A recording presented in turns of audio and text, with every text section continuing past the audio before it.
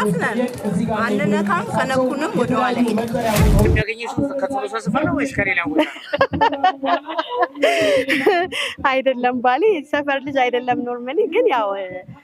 አሁን ግን እኔ ቀይሬዋለሁ የሰፈር ልጅ አድርጌዋለሁ ወደደም ጠላ ስንታየው ተሾመ ቶሎሳ ሰፈር ነው ያደግኩት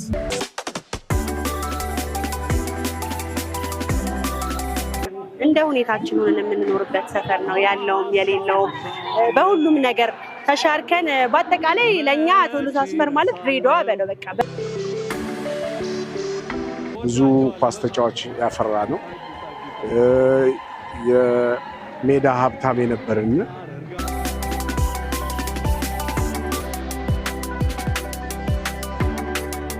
የዛሬ 10 ዓመት ሲቋቋም በ10 ብር ነበር ክፍያ የጀመሩት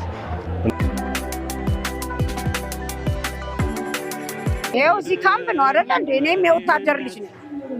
አሁንም ባለቤቴ ወታደር እንግዲህ አባቴ ወታደር ባለቤቴ ወታደር ክብር ለወታደሮች